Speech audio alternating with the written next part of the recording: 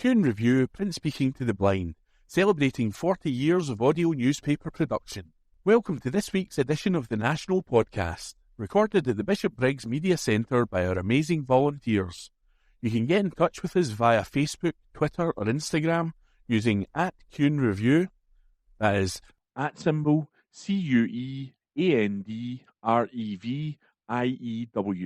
You can also contact us directly by emailing information@cunereview.com. That is INFORMATION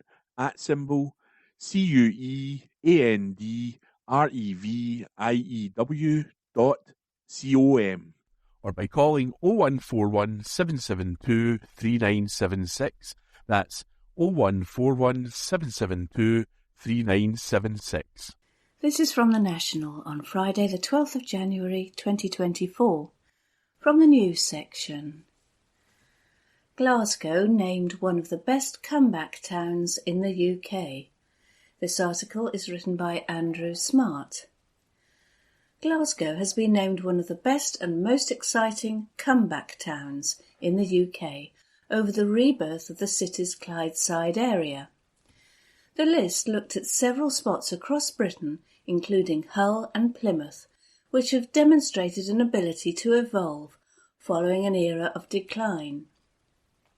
Glasgow, which was at the top of the list, was praised for its ability to build something bigger and better in the wake of deindustrialisation.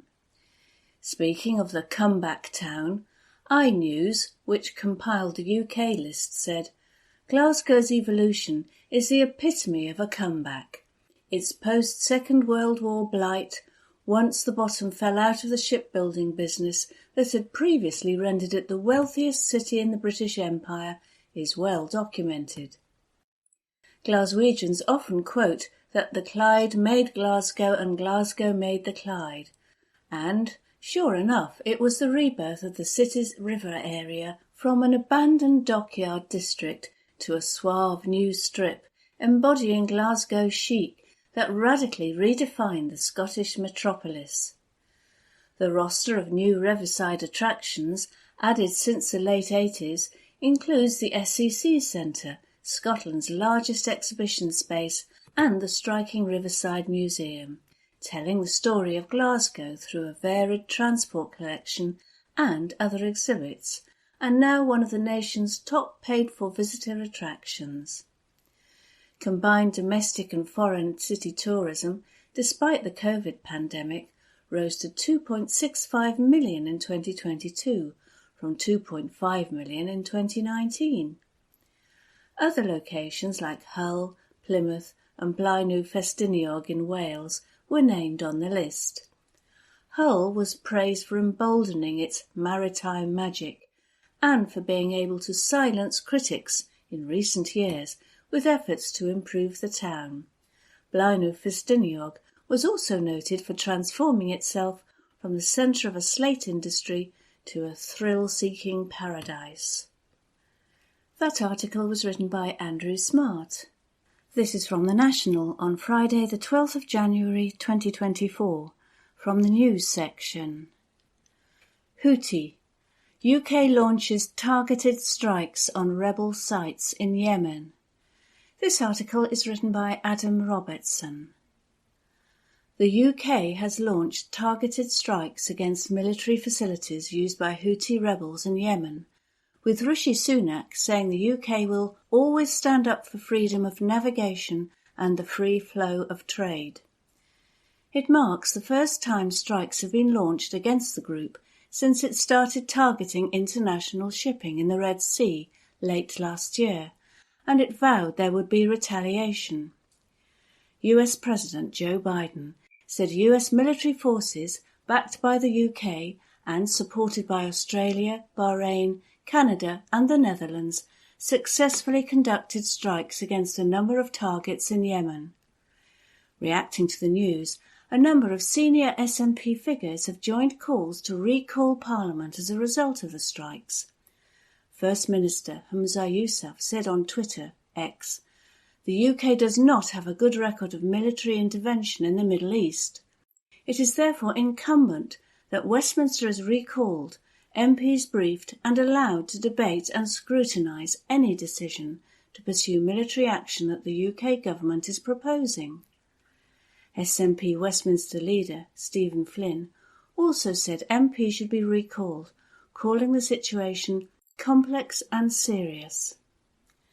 Given the gravity of developing and dangerous situations, it looks like a political misjudgment on Rishi Sunak's part. So what has Rishi Sunak said?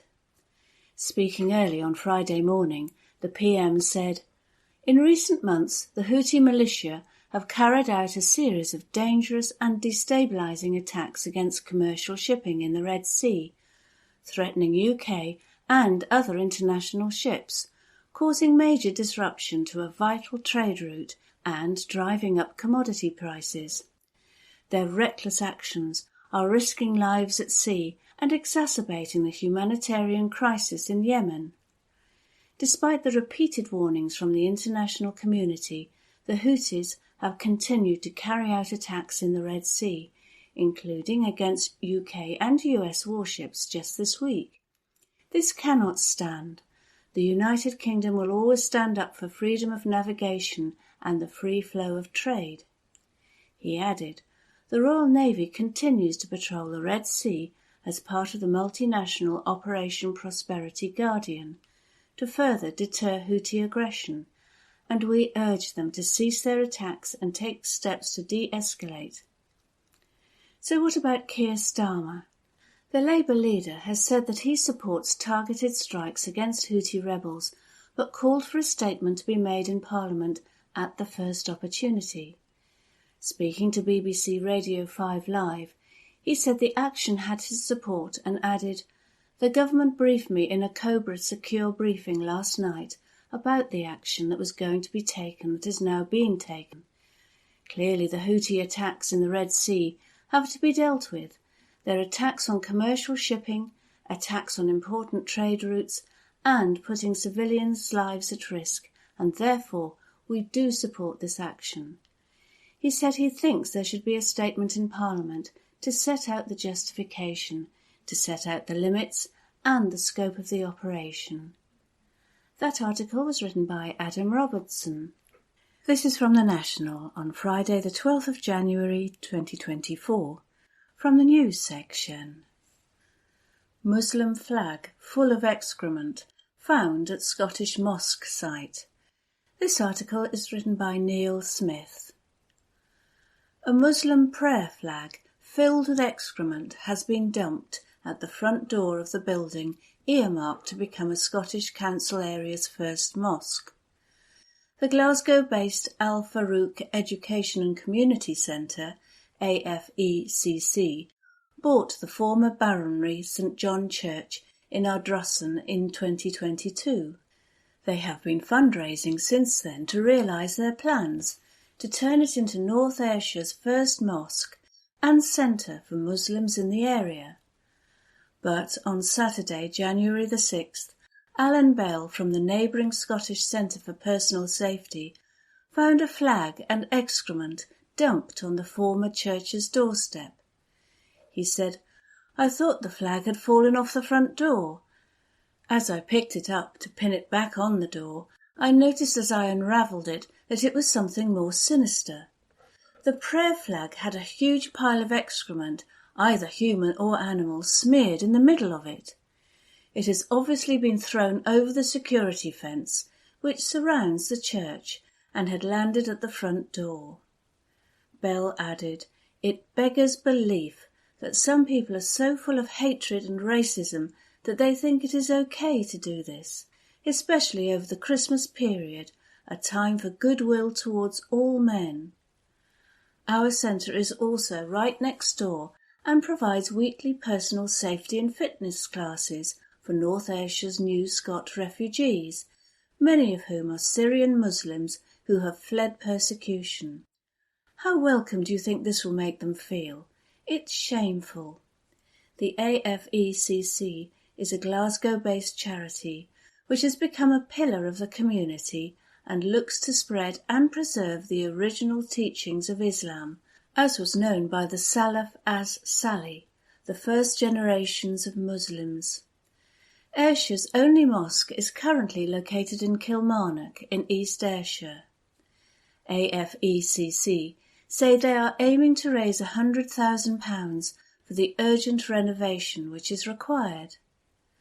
Launching their fundraiser last year, a representative from the organisation said, "Join us in being part of something special, putting together a place of prayer and community centre for the Muslims in our Drossen and the general community."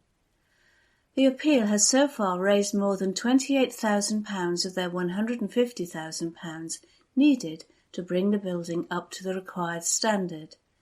The AFECC has been approached for comment. That article was written by Neil Smith.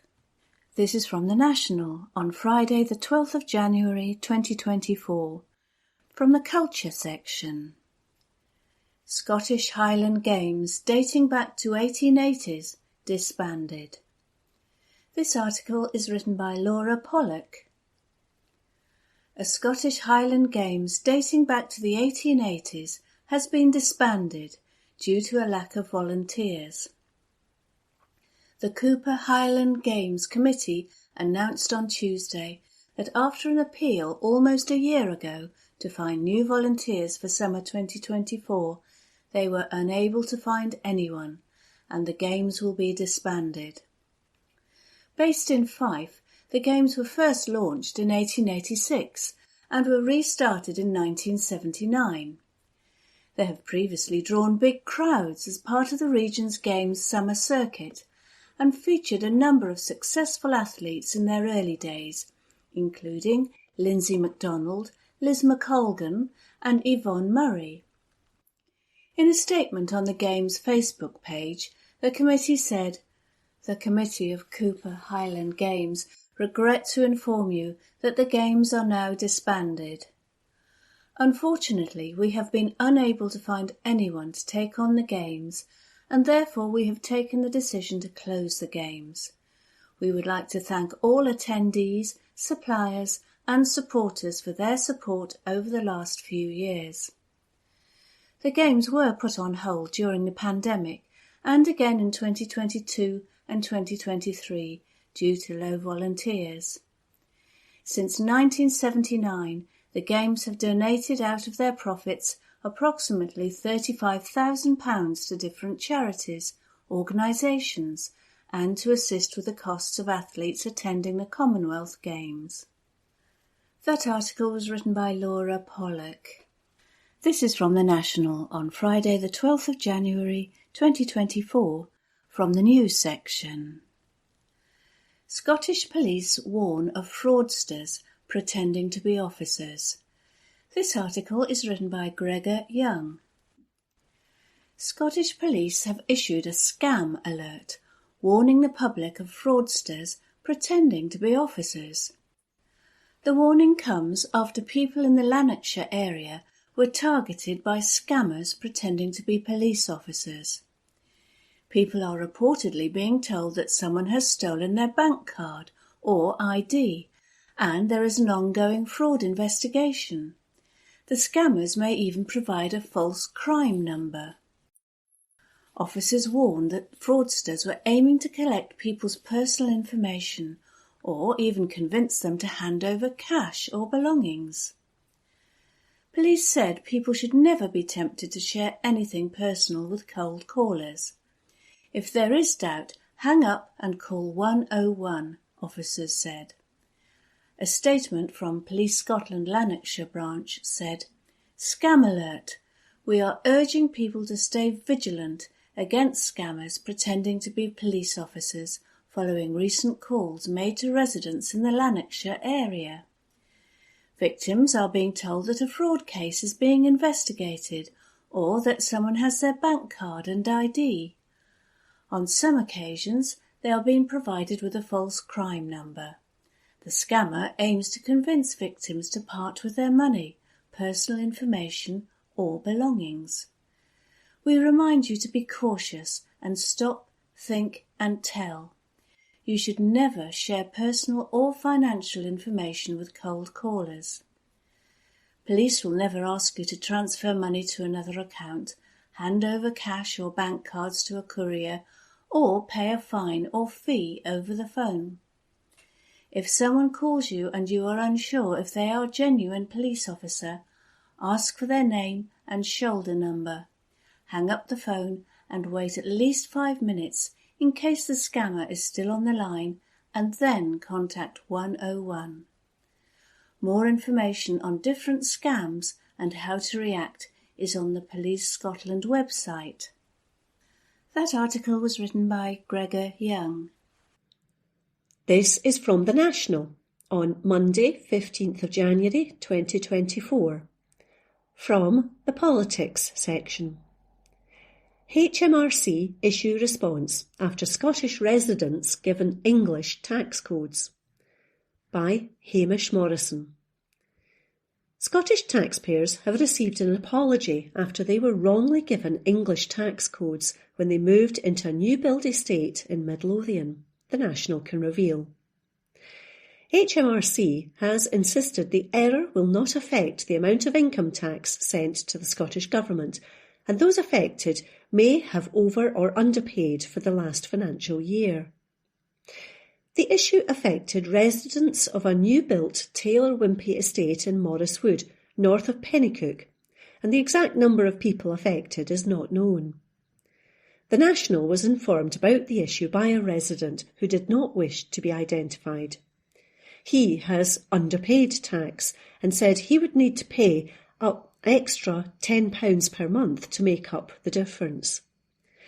The resident, who had moved from Edinburgh, said he was moved to make the issue public because he was concerned that the Scottish Government could have been short-changed for income taxes collected north of the border if the problem was widespread.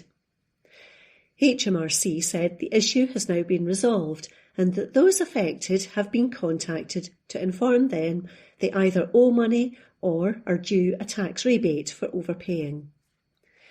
A Scottish tax code is identifiable because it has an S at the beginning. The resident who contacted the National said he noticed upon moving to the new estate that his tax code lacked this, which means HMRC would consider the tax as having been paid in England. Other people in the estate had found similar problems, he said. Depending on earnings, workers can pay more or less tax depending on where they live in Britain. Last year, workers earning £27,850 would pay the same regardless of whether they lived in England or Scotland, according to the Chartered Institute of Taxation. Those earning less would pay less income tax in Scotland than in England, while those on higher incomes would pay more. A spokesperson for HMRC said, "We've corrected the tax codes of residents from the estate and we apologise to those affected. Any overpaid or underpaid tax will be refunded or collected via PAYE as normal. People can check their code on the free HMRC app and online, and if they think they're on the wrong tax code, they should tell us by using their online personal tax account." That article was by Hamish Morrison. This is from The National on Monday, 15th of January 2024. From the Politics section. Scottish Prison Service Crown Immunity to be raised with Rishi Sunak. By Steph Brown. Humza Yousaf is planning to raise the issue of the Scottish Prison Service, or SPS, still having Crown immunity with the Prime Minister amid a key fatal accident inquiry. The FAI is currently being carried out into the deaths of Katie Allen, 21, and William Lindsay, 16, who were found dead in their cells at Polmont Young Offenders Institution in 2018. The family's solicitor, Amer Anwar, wrote to Yousaf over the weekend to ask him why he had never taken steps to try and eradicate the archaic principle of Crown immunity for the SPS, which means the organisation cannot be criminally prosecuted. But the Scottish Government has now confirmed Yousaf, who is a former Justice Secretary, will take up the issue with Sunak. However, Anwar said he had not yet received a reply from the First Minister and has expressed his disappointment that action has been confirmed to the media before him. Anwar wants Crown immunity, something he described as a shameful abuse of power, to be lifted so the SPS can be held accountable for failings under the Health and Safety Act. He said the rule is inconsistent with standards applied in police stations and mental health hospitals. The Scottish Government told The National, "Our thoughts remain with the families of Katie Allen and William Lindsay, and all those affected by the death of a loved one in custody. The safe treatment and mental health of people in custody is a key priority for Scotland's prisons, which care for people with higher levels of risk and vulnerability than the general population." While Crown immunity remains a reserved matter, the First Minister will personally raise the issue with the Prime Minister. The Government has not yet set out any more detail on what Yousaf plans to say to Rishi Sunak, though The National has asked for more clarity.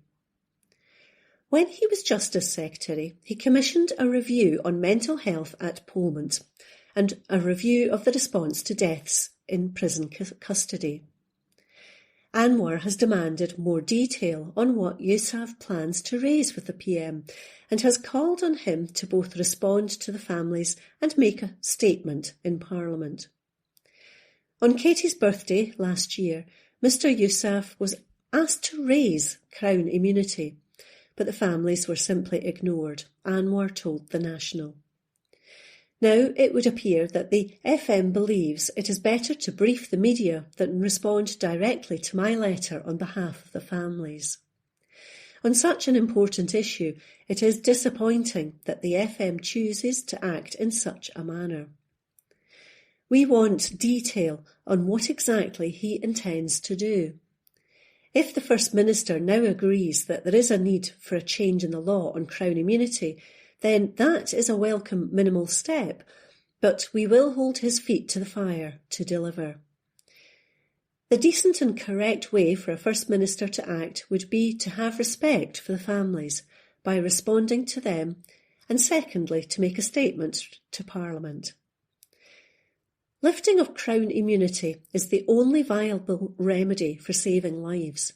The families asked for a full, detailed response to their demands for a lifting of Crown immunity, and they're entitled to it. Mr Lindsay, who had been in care repeatedly, died on October 7th, 2018, 3 days after being admitted as there was no space in a children's secure unit, despite a history of making attempts on his life. Last week, the FAI heard he was taken off suicide watch hours before he took his own life. Miss Allen, a student at Glasgow University, was found dead on June 4th, 2018, while she was serving a 16-month sentence for drink driving and causing serious injury by dangerous driving. That article was by Steph Braun. From The National, Monday the 15th of January, from the comment section. Brewdog, the spirit of punk certainly doesn't live on here. Article by Steph Payton, columnist. There's a lot of variation in what defines punk as a subculture. For many, it's a music scene defined by its challenges to authoritarianism and white supremacy. For others, it is jackbooted Nazi skinheads who should, in the words of the dead Kennedys, make like a tree and fuck off. For all the things that punk can be, however, a £2 billion craft beer empire isn't one of them. So let's chat about Brewdog. We all know the story by now. A couple of lads starting out in their shed through sheer chutzpah and grit take on big beer only to emerge victorious. It's a classic origin story, and it probably even has some truth to it. But the full story is far less aspirational. Reports of a working culture of fear throughout the company, allegations of inappropriate behaviour and abuses of power against one of the company's founders, and now the decision to no longer pay the real living wage to new recruits that has brought the company back into the headlines, and a CEO just back from a luxury trip abroad. Whatever aspirations towards being punk that Brewdog had remain manufactured, and when you have lengthy articles in your defence being published in The Spectator, it's probably time to hang up that studded leather jacket.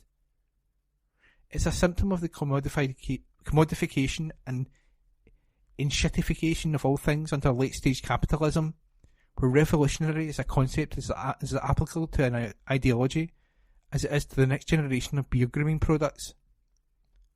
Capitalism consumes its critiques, and so a social movement built along the principles of mutual aid and class consciousness becomes an edgy aesthetic to sell beer, an immersive punk experience without the danger of getting curb-stomped for supporting American interventionism in the Middle East. Brewdog's inauthentic punk identity is part of the contemporary trend to commodify minority group interests without upholding the ideals they are selling. It's a facade that lets doing things punk look an awful lot like doing things the way that every other billion-dollar business does. Okay, big business does what it can to make more money. Not exactly a breaking news revelation, but all the same, it hollows out the world. We'd all be better off if more of us found our principles in punk ideologies, better than the hyper-capitalist hustle culture that encourages poor working practices and more podcasts than any human being could reasonably listen to. Brewdog is not punk, yet that is a charge that's been levied against him time and time again. Former staff have described a culture of fear in the company. They have made claims of bullying and being treated like objects. Growth at all costs was, according to an open letter signed by former employees, the driving force behind Brewdog's explosive growth. And if that meant cutting corners on health and safety and creating a toxic environment to work in, so be it. Allegedly. In another case in the United States, 4 former employees said they had been fired from a Brewdog bar for being LGBTQ+. Management reportedly cited a change in culture as the reason for their termination, though Brewdog later denied that was the reason. It's like watching an engineer paste Sex Pistols posters over the cracks of a crumbling building, then declaring it safe and beckoning you in. Brewdog obviously isn't alone in this. There are myriad companies that hide abusive working practices behind annual pride collections and brutally wreck the natural world while sponsoring art exhibits. But there's something about the faux adoption of countercultural iconography to sell mediocre beer that really catches a nerve for me. I felt it profoundly, too, at the end of watching Withriel and I years ago. Having returned from their holiday by mistake, the film's protagonist discover Danny in their flat who, having conversed for a while, dejectedly declares, "They're selling hippie wigs in Woolworths, man. The greatest decade in the history of mankind is over, and we have failed to paint it black." It speaks to a feeling of dread that it is inevitable that all challenges to the status quo will, in the end, be reduced to a children's Halloween costume on sale in a collapsing department store or a marketing gimmick for craft beer. Or, to speak more plainly, dread that this is it, and future challenges will fail. That is what I feel when I look at Brewdog. I see the status quo wrapped in a grunge aesthetic and the promise of more of the same. Capitalism sells itself as the only viable economic theory and way of doing things, and we know it likes to enforce that myth with great shows of strength. But there are better alternatives. The clothes and the music might change, but the underlying principles that built them will live long past their inevitable consumption into capitalism. The ideals of punk live on, even if Johnny Rotten did end up doing butter commercials.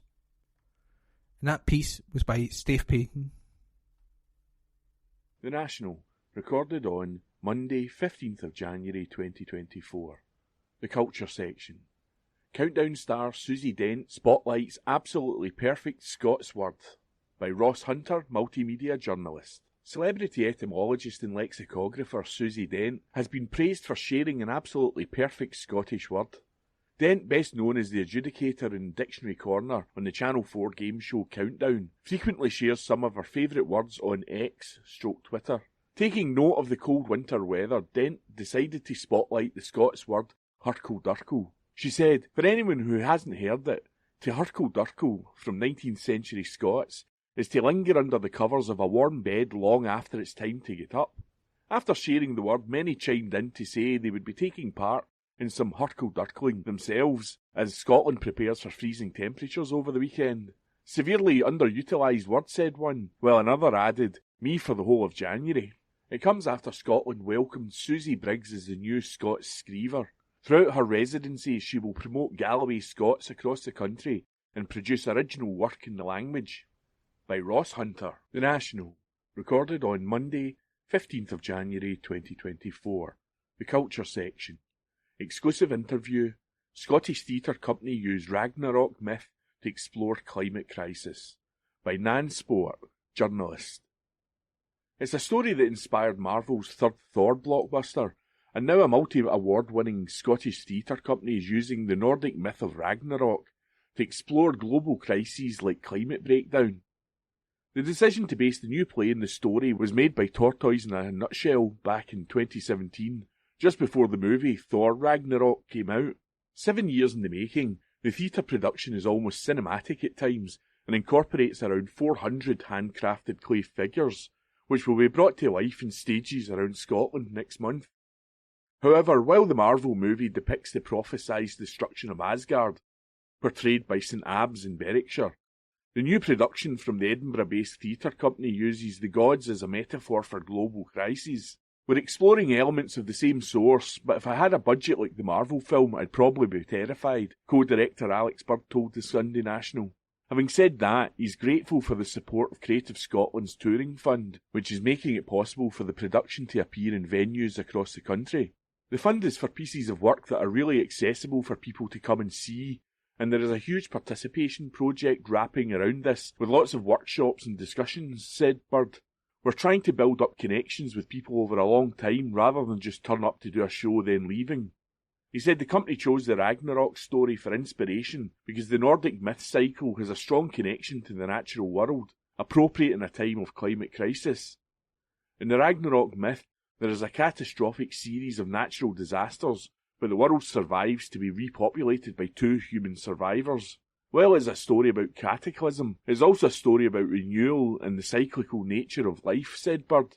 It's easy to despair about the climate crisis, but Bird said, alongside co-creator Aaron Howie, they had been inspired by the endurance of people who had gone through extreme circumstances.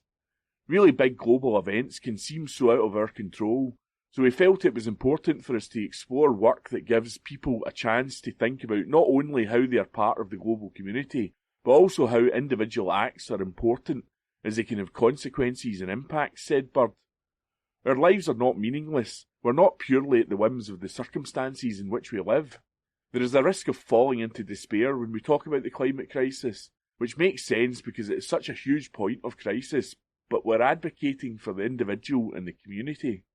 It's a story about cataclysm, so there's a lot to it that is dark, but our hope is that the message people take away is about enduring and not giving up hope in the darkest of moments. We want people to come away and talk about what they've seen. Our real strength is to inspire people's imaginations. Ragnarok will receive its world premiere at the McRobert Arts Centre in Stirling in February, before an Edinburgh premiere as part of the 17th edition of Manipulate Festival. It will then tour across Scotland and is being presented in association with Norway's Figure Teatre i Nordland. Bird said, it's been such a lot of hard work for a lot of people over a long time, but we love what we are making. By Anne Sport. From the National, Tuesday the 16th of January, news. Kirk urges Scottish MPs to reject Rwanda Bill. The moderator of the General Assembly of the Church of Scotland has urged the country's MPs to reject the Rwanda Bill. In a letter to all 59 Scottish MPs, the Right Reverend Sally Foster Fulton hit out at the bill, which would declare Rwanda as a safe country for asylum seekers to be sent to, despite an earlier ruling by the Supreme Court. The Safety of Rwanda, Asylum and Immigration Bill will be debated in Westminster this week.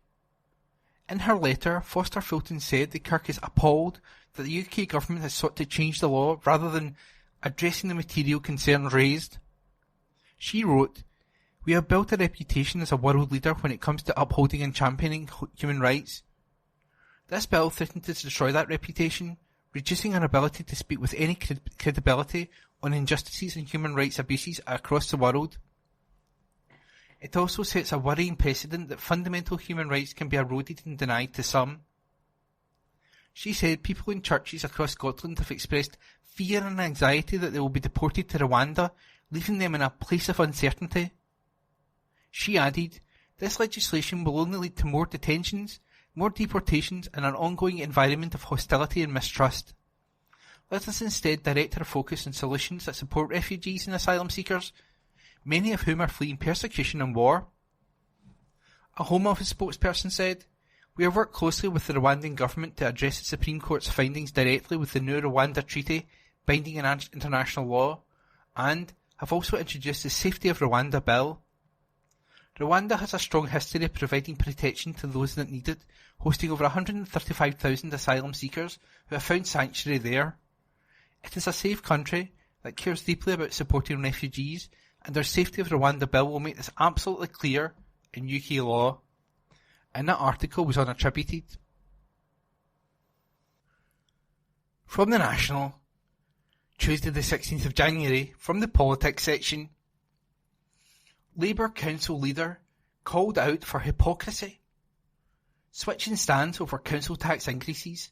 Article written by Steph Braun and read by me, Ian.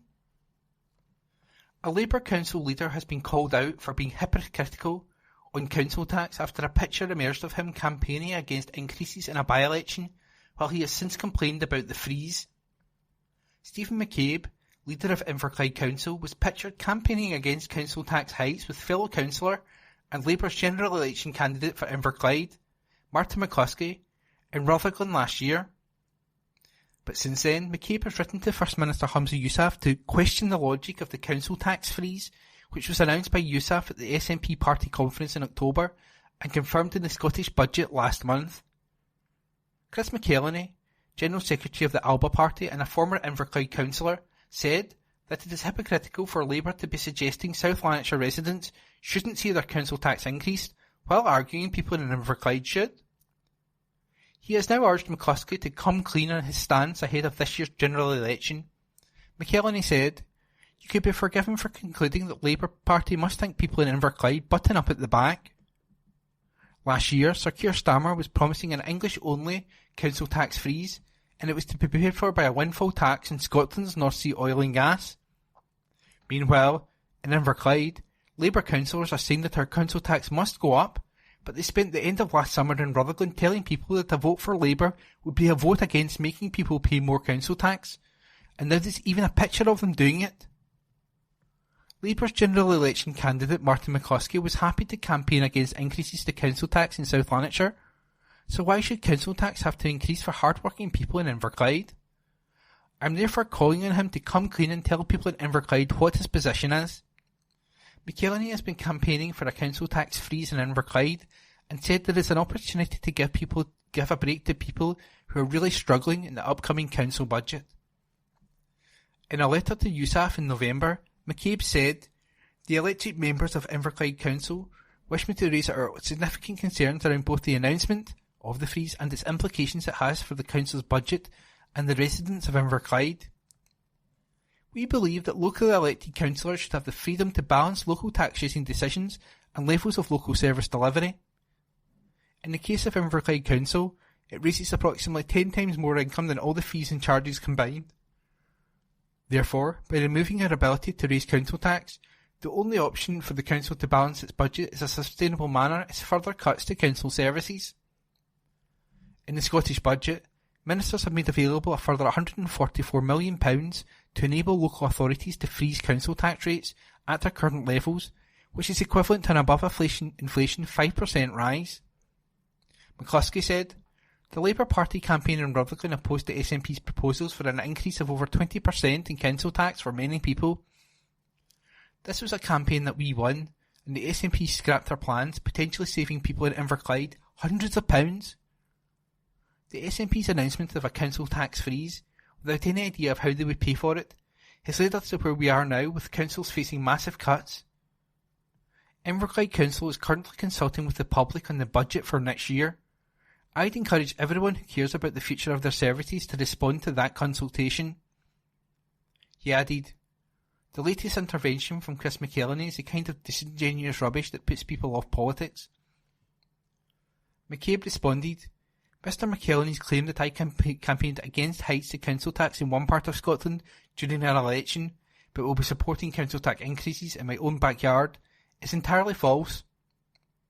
The Labour Party leaflet in Rutherglen and Hamilton West, which I had no role in writing, was highlighting the Scottish Government's proposals at that time to increase council tax for households in bands E to H by 7.5% and 22.5% in 2024, before any local increase was applied by councils. And that article was by Steph Braun. From the National, Tuesday the 16th of January, from the news section. Scotch whisky boosts UK economy by £7.1 billion. Article by Jane MacLeod. The Scotch whisky industry brought £7.1 billion into the UK economy in 2022, a report has said.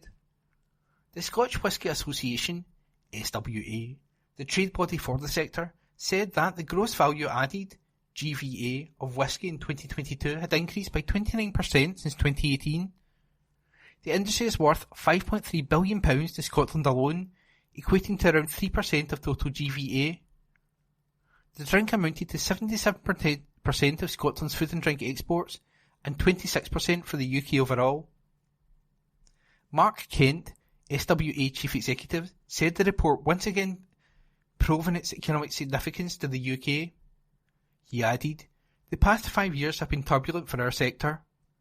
We face retaliatory tariffs in the US in addition to the pandemic and the knock-on economic pressures. The Scotch whisky industry has remained resilient, with capital investment directed towards fulfilling our collective sustainability ambitions, creating world-class visitor attractions, and building more distilleries that will help boost jobs and growth. Ahead of the UK spring budget on March the 6th and this year's general election, it is vital that the industry is supported by government so that businesses can continue to invest in the UK economy. Scottish Secretary Alistair Jack welcomed the report, praising the vital importance of the sector to Scotland. He claimed, the UK government wholeheartedly supports the industry. Scotch is not just Scotland's but the UK's most valuable food and drink export, and that's why we've given it 10 cuts or freezes in duty at the last 11 budgets, as well as removing punitive tariffs imposed by the US market. We are pushing forward with new and robust global trade agreements that will continue to safeguard the interest of Scotch whisky. Scotch whisky supports 66,000 jobs across the UK, with 41,000 in Scotland. In the past decade, 24,000 jobs have been created, the report said. Scotland's Wellbeing Economy Secretary Neil Gray said the industry is extremely valuable to the country, adding, Scotch whisky is a world-renowned brand and our leading single food and drink export product. Continued growth in global markets means more jobs and investment across Scotland.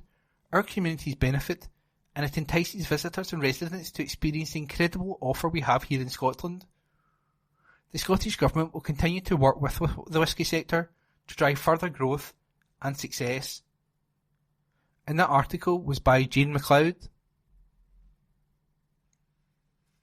From the National, Tuesday the 16th of January, from the news section.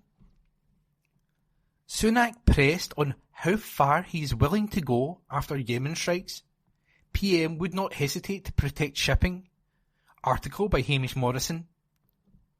Rishi Sunak has defended failing to consult the House of Commons before launching airstrikes on Houthi rebels in Yemen as he faced MPs for the first time since the UK intervention. SNP Westminster leader Stephen Flynn demanded to know what the Prime Minister's strategy was and questioned how far he is willing to go in attacking the Islamist group. RAF and US jets, ships and submarines launched attacks on Yemen on Friday, sparking anger. The Commons had not been consulted on military action. Both America and the UK have said the attacks on the Houthi rebels came in retaliation for their attacks on international shipping vessels. The Houthis have said their attacks were in solidarity with Palestinians, who have been under siege by Israel since October, with more than 24,000 people killed. The Prime Minister told MPs that the UK had destroyed some 13 planned targets, adding, "We have seen no evidence thus far of civilian casualties, which we took great care to avoid." News agency Reuters reported last week, explosions have been seen near military bases close to airports in the capital, Sana'a, and Yemen's third city, Taiz. The agency also reported explosions have been confirmed by witnesses at Yemen's main Red Sea port, Hodeidah, and military sites in the coastal Hajjah governorate. Sunak added, "The need to maximise the security and effectiveness of the operation meant that it was not possible to bring this matter to the House in advance. But we took care to brief members before the strikes took place, including you, of course, Mr. Speaker, and the Leader of the Opposition, and I have come to the House at the earliest possible opportunity." The SNP were among those to demand Parliament be recalled over the weekend to debate the strikes. Flynn used his contribution to raise the spectre of possible military interventions against the Houthis. If, as has been suggested through their actions in the last 12 hours or so, the message which we sought to send has not been received, then what do we intend to do? Asked Flynn. What is the plan? What is the Prime Minister's strategy? Will he come to the dispatch box and, unlike his predecessors in relation to the Middle East conflicts in Iraq, in Afghanistan, in Syria, lay out when and how far he is willing to go in relation to military action? Flynn also warned of the risk the conflict could escalate further, risking greater regional instability. He rejected the Houthis' narratives that their attacks were linked to Israel's bombardment of Gaza, but added, "We cannot escape the fact that a ceasefire in Gaza is essential for that wider regional stability." And he criticised the Prime Minister for failing to recall the House to debate the strikes, saying, "It is what the public would have expected." Sunak said he would not speculate on Britain's future involvement in Yemen, adding, "What we conducted was intended as a single limited action," but he added that he would not hesitate to protect merchant ships, many of which were rerouted by thousands of miles to avoid the Red Sea, where the Houthis were targeting ships. Sunak added, "We should also recognise the risks of inaction, because doing nothing would be absolutely weaken international security and the rule of law." Labour leader Keir Starmer said he backed the Prime Minister for taking action against the Houthis, but claimed it could also bring risks. While Labour said over the weekend the party understood why the Commons had not been consulted on the initial strikes, Starmer added, "Can the Prime Minister confirm that he stands by the Parliamentary Convention that, where possible, military interventions by the UK government, particularly if they are part of a sustained campaign, should be brought before this House?" Sunak replied, "I can assure him that it was necessary to strike at speed, as he acknowledged, to protect the security of these operations. That is in accordance with the Convention, and I remain committed to that Convention, and would always look to follow appropriate processes and procedures, and also act in line with precedent, where he will know there have been strikes in 2015 and 2018, where a similar process of this was followed." And the article was by Hamish Morrison. From the Herald Scotland, Tuesday the 16th of January, news. Tory MPs demand action after Lineker calls for international football ban on Israel. Article by Adam Robertson.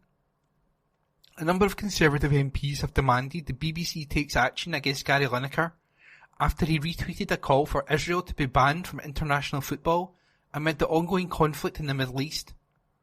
The Match of the Day presenter reposted a statement on X/Twitter from a pro-Palestinian campaign calling for Israel to be removed from all global football tournaments until it ends grave violations of international law. Israeli clubs compete in a number of UEFA competitions, including the Champions League, and the national side is in the running to qualify for this summer's European Championships in Germany. The specific tweet Lineker reposted was from the Palestinian campaign for the academic and cultural boycott of Israel. It included a statement from the Palestinian Football Association which called upon FIFA and the International Olympic Committee, IOC, to join all regional and global sporting bodies in sanctioning Israel. Similar measures were introduced following Russia's invasion of Ukraine, with debates sparked when Russian and Belarusian tennis players were barred from playing in Wimbledon in 2022. The statement from the campaign group demanded international sporting bodies take an urgent stance towards Israel's grave violations of human rights and subject it to legal accountability measures. It went on to demand the public and officials pressure FIFA and the IOC to suspend Israel's membership and ban it from international tournaments and games until it ends its grave violations of international law, particularly its apartheid rule and the crime of genocide it is perpetrating in Gaza. The news follows last week's action at the International Court of Justice, where South Africa brought its genocide case against Israel. A number of Conservative MPs hit out at Lineker for his comments, including the party's deputy chairman, Lee Anderson. Anderson said, "Licensed fee peers are fed up of footing the bill for Lineker's musings on international politics.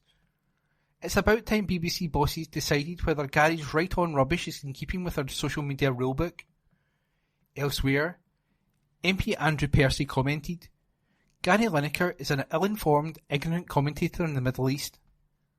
The BDS movement, to boycott Israel, is a racist, anti-Semitic campaign, and nobody who receives taxpayers' money working in the BBC should be endorsing a campaign that is widely understood to promote Jew hate." Percy continued, There has to be a line where the BBC has to intervene. And him, Lineker, endorsing a racist campaign, which is what the BDS group is widely understood to be, surely must be a new low if they're going to allow him to get away with that. Former Cabinet Minister Stephen Crabb said, "This is a deeply inappropriate tweet for any BBC figure to endorse, and especially for someone of Lineker's prominence." And Tory backbencher North Jonathan Gillis said, "Hamas harms the people they claim to represent, stealing aid off the people of Gaza, using innocent Gazans as human shields and throwing LGBT plus people off buildings. All this whilst our leaders live a life of luxury in Qatar. We wait for international diplomat and foreign policy expert Gary Lineker to call this out soon." Lineker was previously forced to step back from his presenting duties on Match of the Day after likening then Home Secretary Suella Braverman's rhetoric on migrants to that of 1930s Germany. And that article was by Adam Robertson.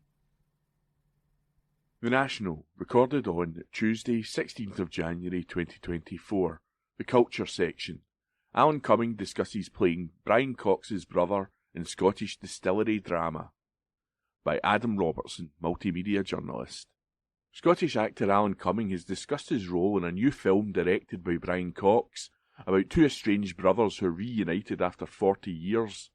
The new drama, titled Glenrothan, will be set in a fictional distillery town of the same name and will see Cox make his debut as director. It will see two brothers, Cumming and Cox, who have not spoken since a violent exchange with their father on the day of their mother's funeral, attempt to put aside their differences to try save the family-owned distillery. Filming is due to take place in Glasgow and in Cumming's native Perthshire, including Aberfeldy, the town where he grew up. Succession star Cox has been developing the film with Scottish writer David Ashton, creator of McLevy, a radio drama series about a fictional 19th century Edinburgh detective. Speaking to the Scotsman, Cumming said, "My character has gone away to find a new life in America, and the other brother has stayed in Scotland to run the family business. They have a troubled relationship and there is family strife. Brian is directing and playing the somewhat older brother. I'll be growing a beard, which I always do when I feel that I have to look older. It is a lovely script, so I'm really looking forward to it. I think it's going to be filming in and around Aberfeldy, ironically as I was born there and I'm the patron of the cinema there." When Glenrothan was first announced more than 2 years ago, Cox said, "Glenrothan is my homage to the elements that make Scotland such an extraordinary country, where vibrancy and majesty of the land is expressed through passion and desire, balanced by the Scots' deep-rooted humour and grasp of the absurd." He previously described his character as the boring one in an interview last year. "I do boring rather well, actually. My character is not well, so he asks his brother to go back, but he ignores him. Then his daughter sort of kidnaps him and brings him back to Scotland, and the adventure begins." By Adam Robertson. The National, recorded on Tuesday, 16th of January 2024. The Culture section. Poor Things, director responds to row over divisive change from Alistair Gray book. By Adam Robertson, multimedia journalist.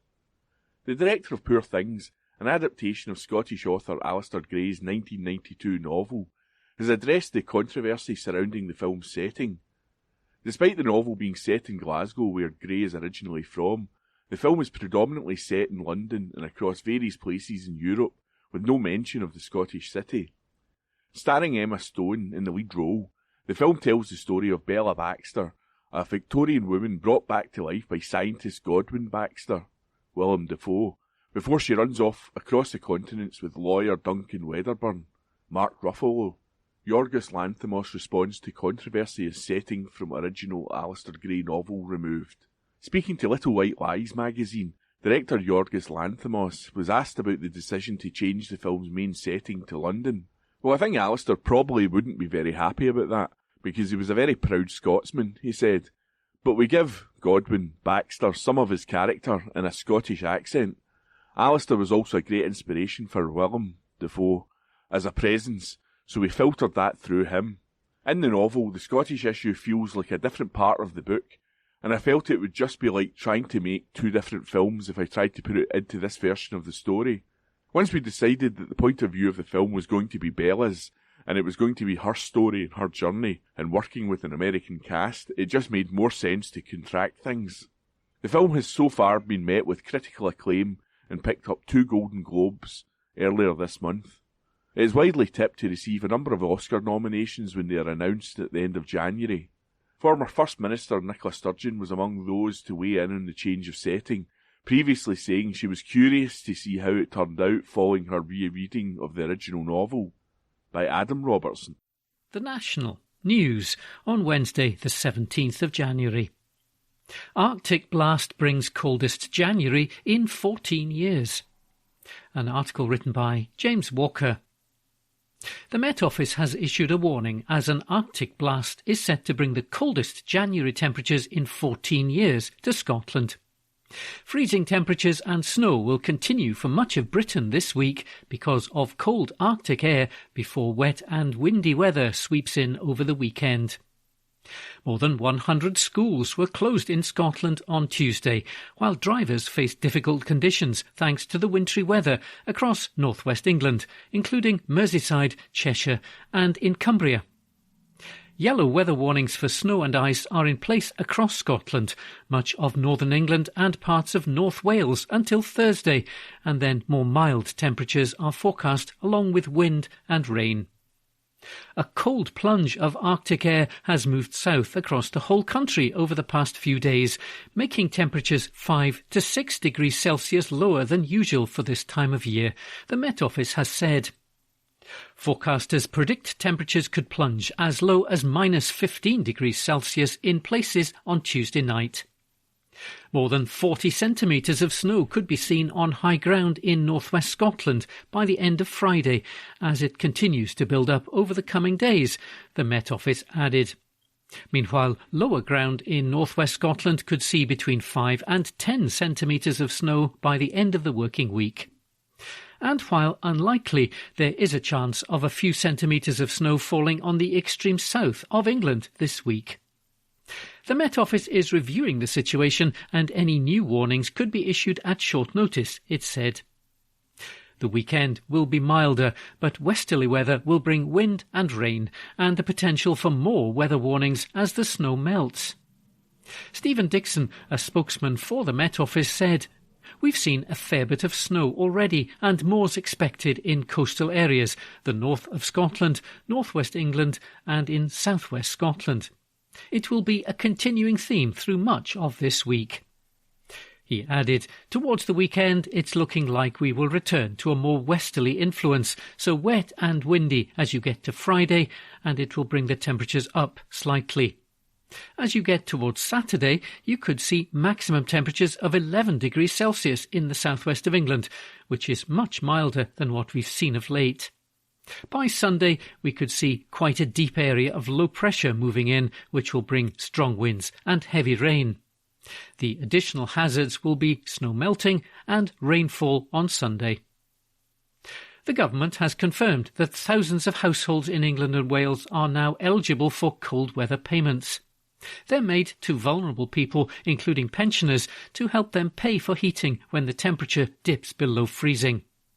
The payments go to those living in an area where the average temperature is recorded as or forecast to be 0 degrees Celsius or below over 7 consecutive days.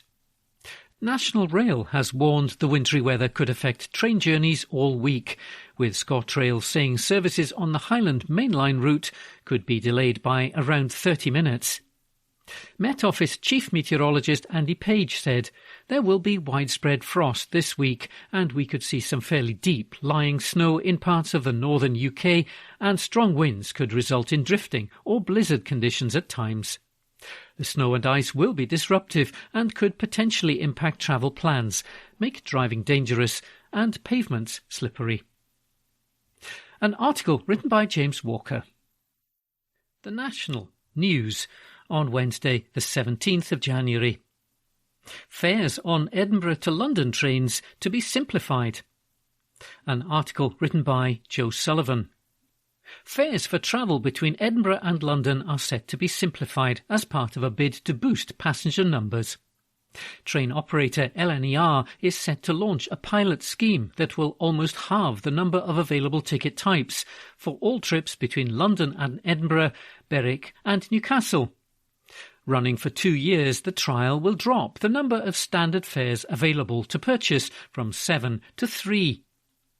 The advance ticket, renamed Fixed, will remain in place, as will the Anytime Day ticket, renamed Fully Flexible. A new ticket, called Semi-Flexible, will be introduced, allowing passengers to travel on their scheduled train or any other LNER service 70 minutes before or after their booking. Meanwhile, first-class tickets will drop from 4 options to 3, using the same 3 ticket types as standard fares. Dynamic pricing has also been introduced to encourage more people to travel by rail. Tickets will become more or less expensive depending on how popular the service is, incentivising people to travel at less popular times.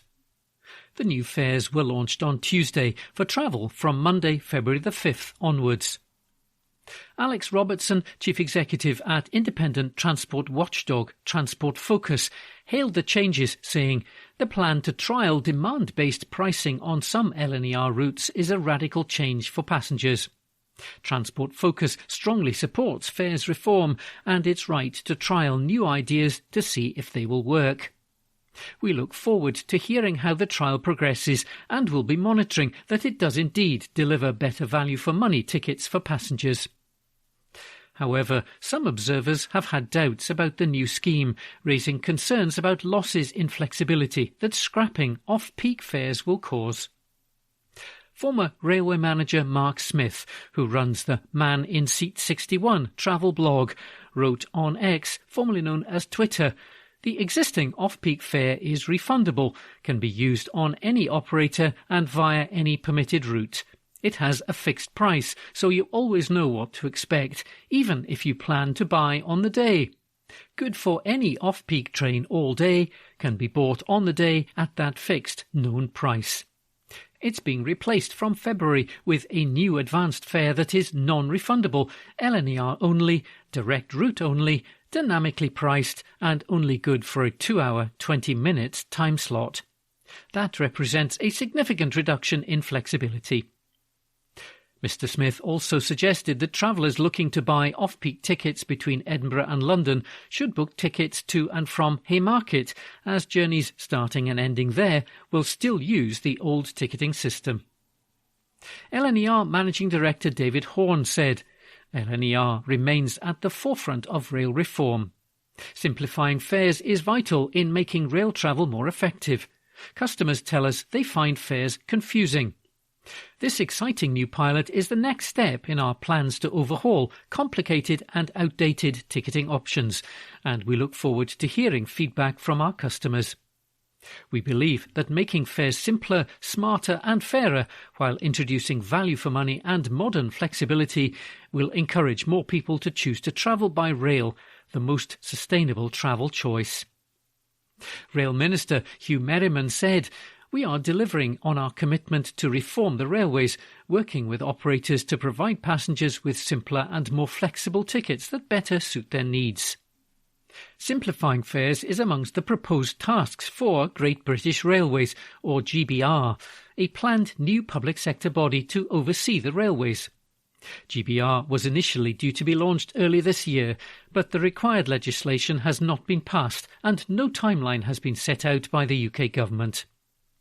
Stuart Fox-Mills, Programme Director for Fares, Ticketing and Retail at the Great British Railways Transition Team, said, "It's great to see this next step in the simplification of rail fares. This pilot will move the dial towards simpler and better fares for customers." An article written by Joe Sullivan. The National, on Wednesday the 17th of January. Opinion. GB News left red-faced as Barb reveals real New Year's viewing figures. Your National Diary, written by The Joker. GB News has been left majorly red-faced, and no, we don't mean that Andrew Neil has rejoined its lineup. Instead, it turns out that a major New Year's viewership milestone for the TV home of arch-unionist Neil Oliver was actually a bit of a damp squib. In the days following our Hogmanay parties up and down the land, GB News was crowing, understandably, about figures from Barb, which measures TV audiences. It had found that more than 1 million viewers tuned into GB News simultaneously as we entered 2024, as reported by the Press Gazette. The channel's live programming on the night was hosted by comedian Andrew Doyle. At this point, you might think alarm bells would be ringing. 1 million people bringing in the bells with Andrew Doyle. But as any true fan of GB News will know, the technology in the newsroom often seems to go awry. The bells were silent. And so all that was heard instead was the sound of keyboards click-clacking away as the news stories went out the next day. A huge viewership milestone for GB News. The first time it had reached that audience accolade since when it was first launched, and many of us tuned in out of morbid curiosity. The Joker is guilty, as charged. So what's the reality? It's certainly not that 1 million people were watching. In fact, it's not even that 100,000 were watching. Barb has now revealed that GB News averaged 33,000 viewers for its Hogmanay fireworks coverage. Not quite 1 million. So, how did the error happen? Barb told the Press Gazette, "The New Year's Eve fireworks were broadcast across several channels with very similar audio feeds. Barb's ability to report which channel is being viewed relies partly on matching the audio output from television sets to a channel. In this instance, our audio matching process has incorrectly attributed some viewing of the New Year's Eve fireworks to GB News that should have been attributed to BBC One and other channels." Journalists and numbers. Never a good combo. A column written by The Joker. The National, Politics, on Wednesday the 17th of January. Shona Robeson hits out at media intrusion into her holiday. An article written by Abby Garton-Crosby. Deputy First Minister Shona Robeson has hit back at intrusion into her private life after she came under scrutiny for a 3-day ski resort break over the festive period. The Finance Secretary was criticised by the Tories for taking a holiday in the French Alps after delivering a tough budget that saw cuts to housing and tax rises for high earners. The Scottish Conservatives accused Ms Robeson of living it up and being tone-deaf after it emerged she had taken a 3-day trip with her daughter. Rooms at the Heliopic Hotel and Spa in Chamonix, said to be a favourite retreat for celebrities including actor George Clooney, can cost up to £520 per night. But Ms Robeson insisted she got a very good last-minute deal on the break and hit out at criticism of her holiday plans hitting the headlines. Reports of her Christmas break emerged in the Sunday Mail at the end of December.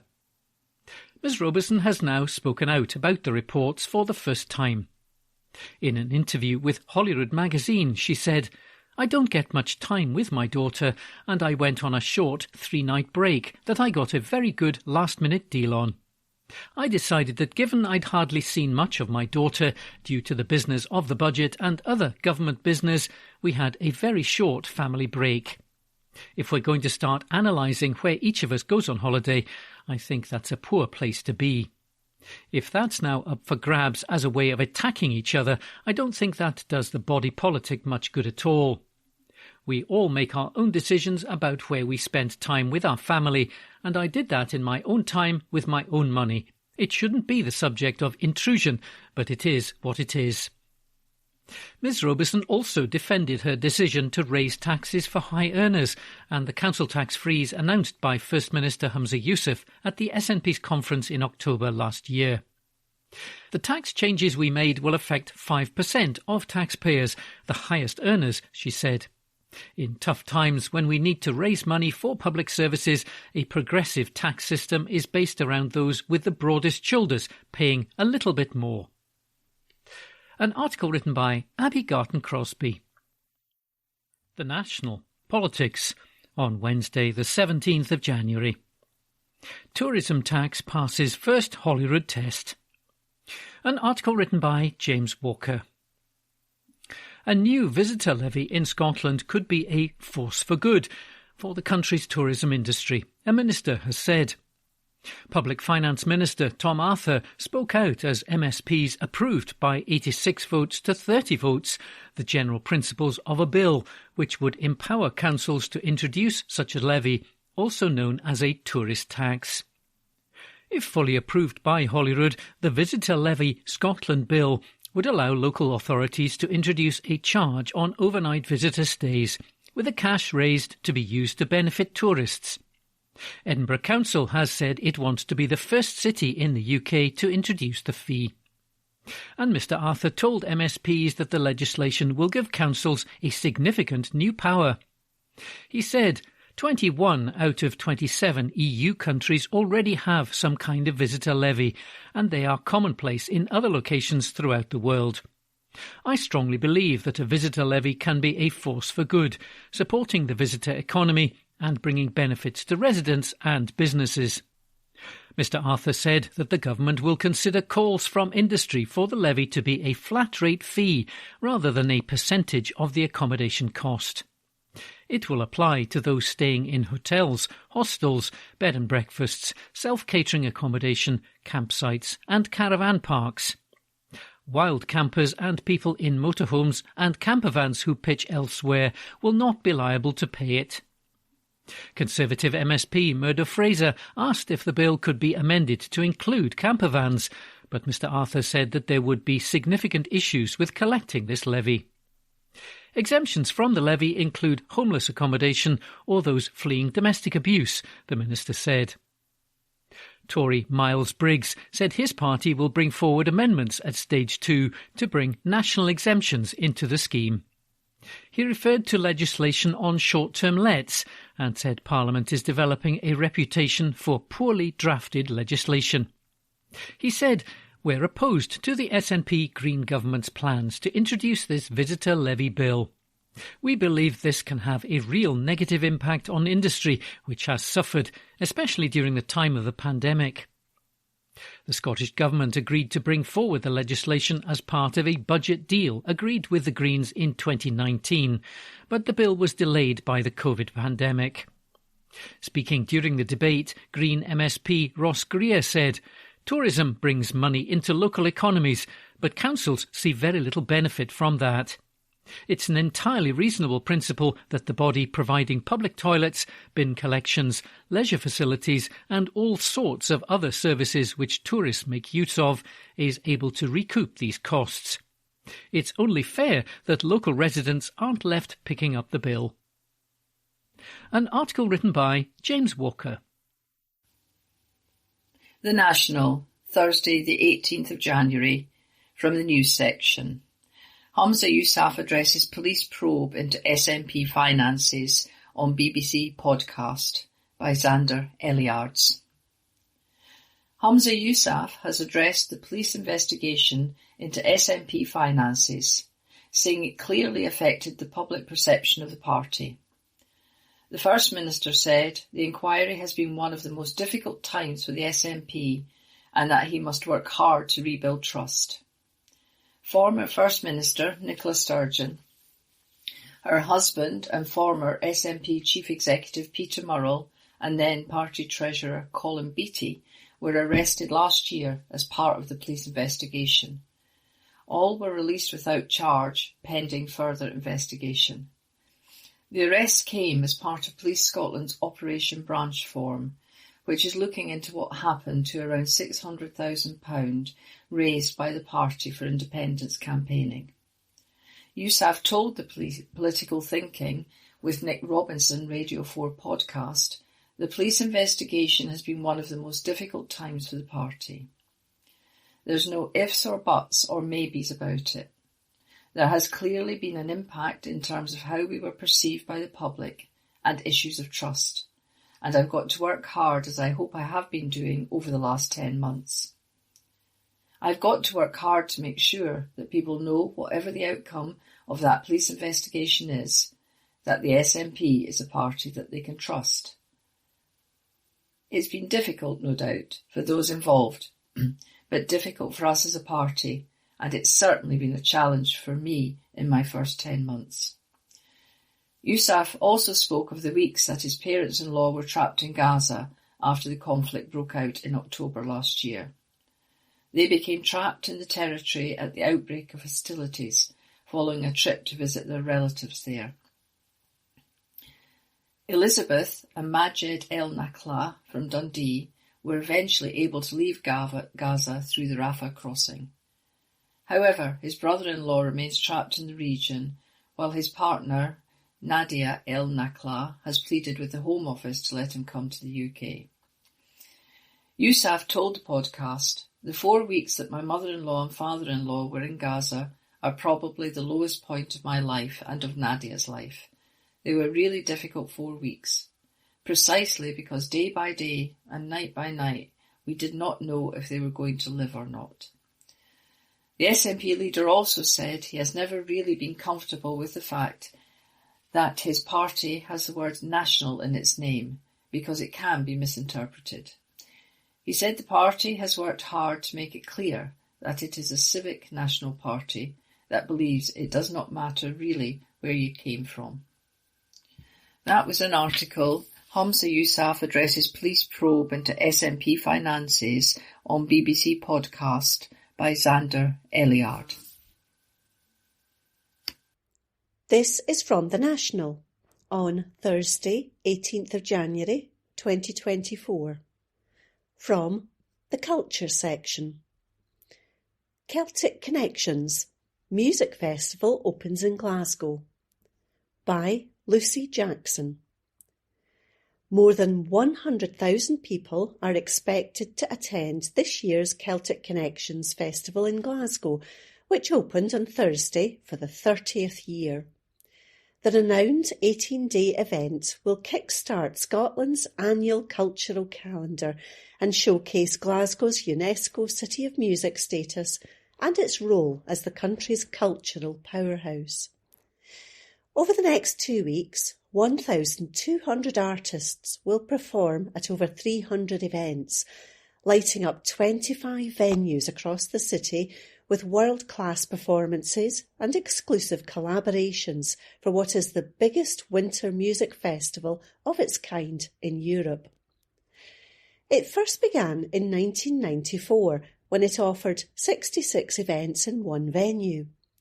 With a number of shows already sold out, organisers say they are anticipating around 110,000 attendees, making 2024 one of the biggest ever capacity programmes.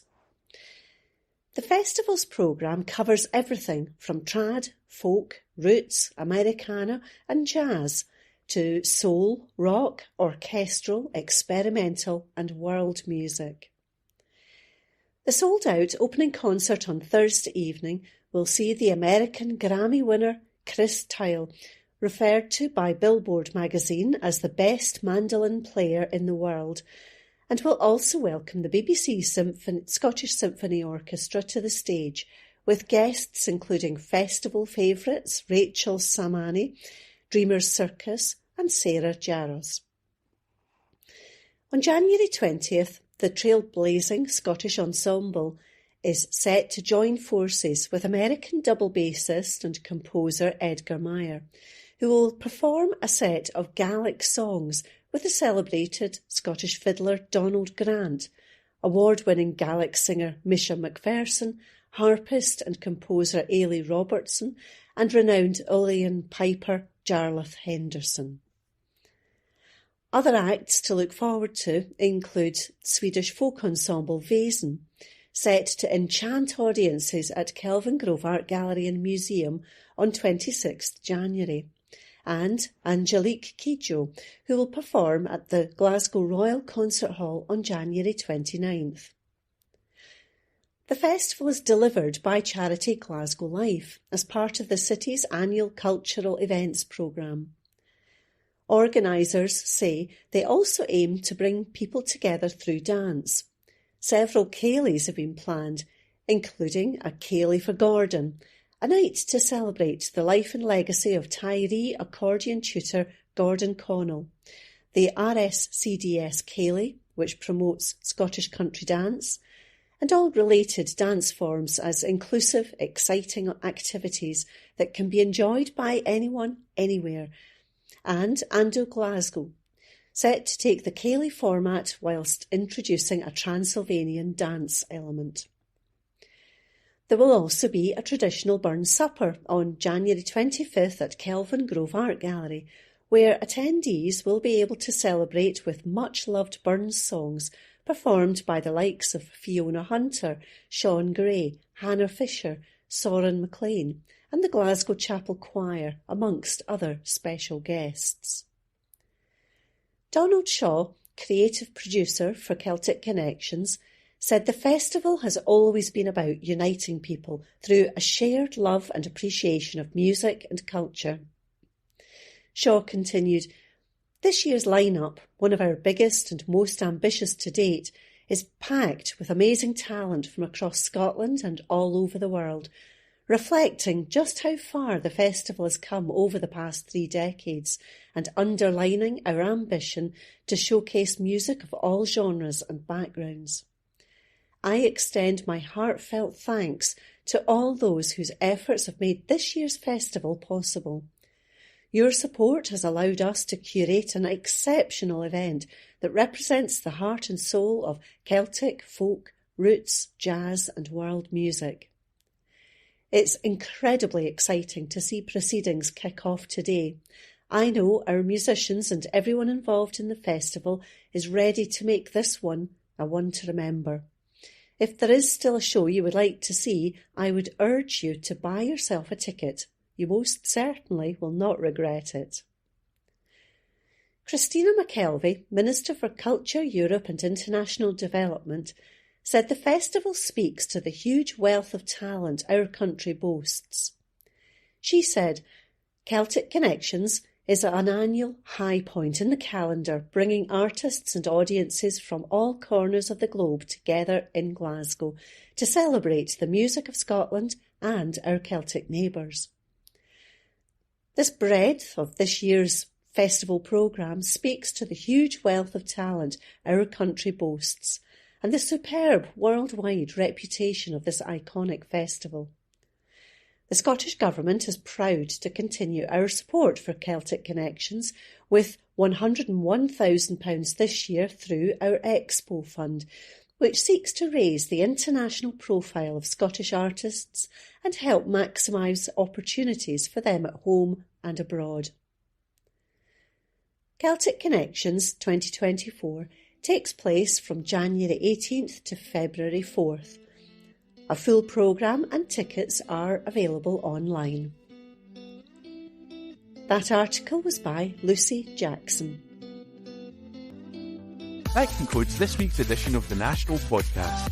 Please remember to subscribe to our channels at Tune Review and tell your friends about our service.